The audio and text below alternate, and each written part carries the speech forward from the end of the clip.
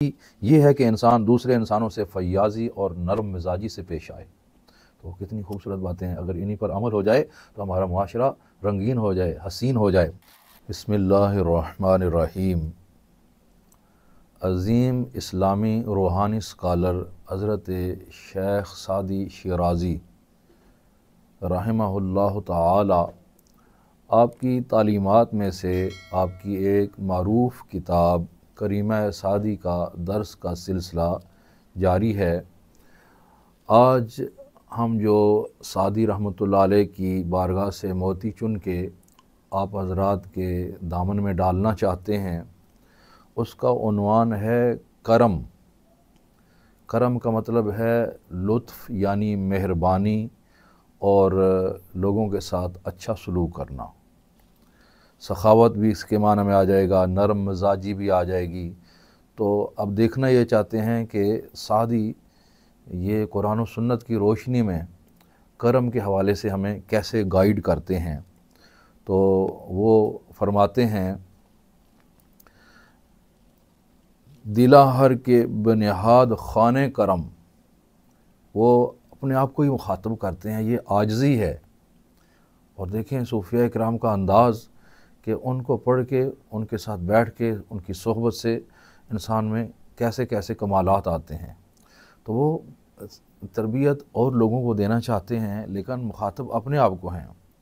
کہتے ہیں دلا ہر کے بنیاد خانے کرم، اے دل جس کسی نے بھی کرم کا دسترخوان بچھایا، بشد نامدار جہان کرم۔ کرم کی برکت سے وہ کرم ہی کے جہان میں، سخاوت کے جہان میں، مہربانی کے جہان میں وہ مشہور ہو گیا۔ پھر فرمایا کرم نامدار جہانت کند، اے مخاطب کرم اور مہربانی جو ہے یہ تجھے نامدار کر دے گی، تجھے معروف کر دے گی۔ کرم کامگار امانت کند، کرم کی برکت سے تیری امانت جو ہے وہ کامیاب ہو جائے گی، تو امین سمجھا جائے گا۔ فرمایا ورائے کرم در جہاں کار نیست، سعدی فرماتے ہیں کرم سے بڑھ کر اعلیٰ نیکی جہان میں کوئی نہیں ہے۔ وزیں گرم تر ہیچ بازار نیست، اور اس سے زیادہ مقبول کوئی بازار نہیں ہے۔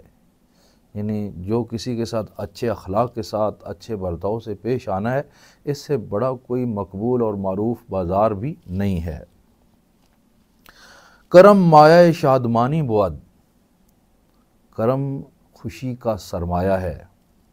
کرم حاصل زندگانی بود، کرم زندگی کا حاصل ہے۔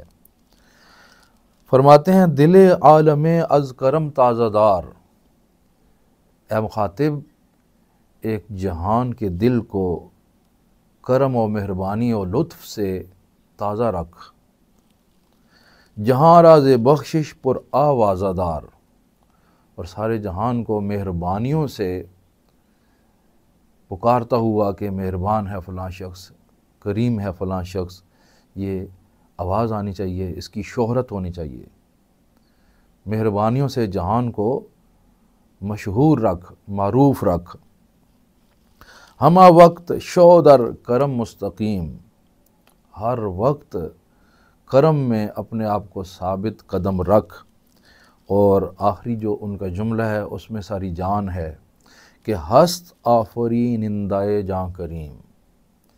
فرمایا اپنے آپ کو کرم ہی کے راہ پہ مضبوط رکھ، اس لیے کہ ہمیں پیدا کرنے والی ذات بھی کریم ہے۔ تو کیا خوبصورت انداز ہے سمجھانے کا۔ فرماتے ہیں تم بھی کرم پر، مہربانی پر، معاف کرنے پر، درگزر کرنے پر، سخاوت میں، نرم مزاجی میں اپنے آپ کو ثابت قدم رکھو۔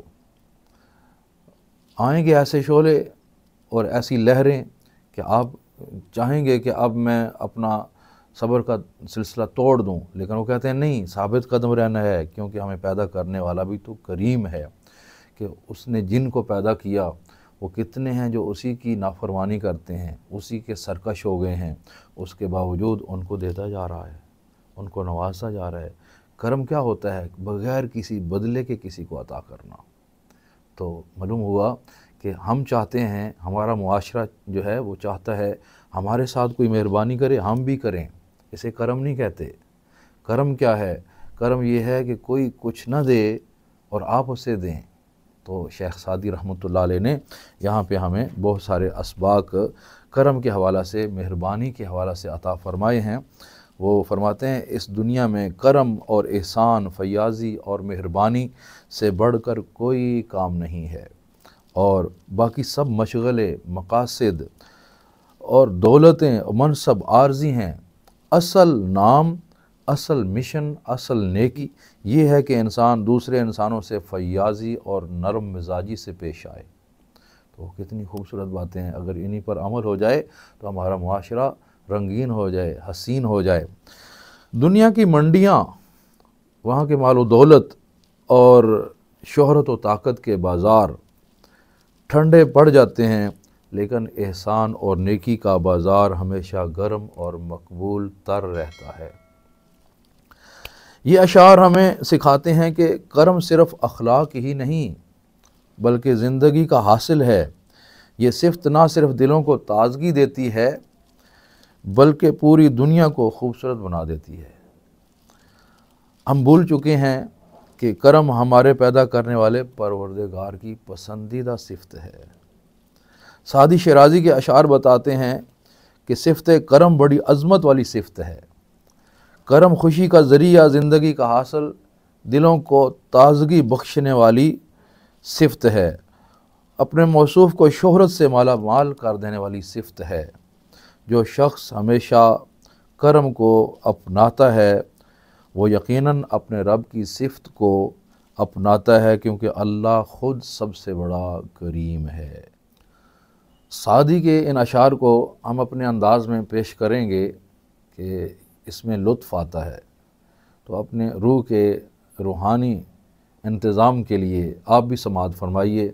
سعدی اپنے آپ کو مخاطب کرتے ہیں، کہتے ہیں دلا ہر کے بنہاد خانے کرم، دلا ہر کے بنہاد خانے کرم، بشد نامدار جہان کرم۔ اور آخر میں جا کر انہوں نے جو انتہا کر دی سبق پڑھانے سکھانے میں، وہ بھی سنیے۔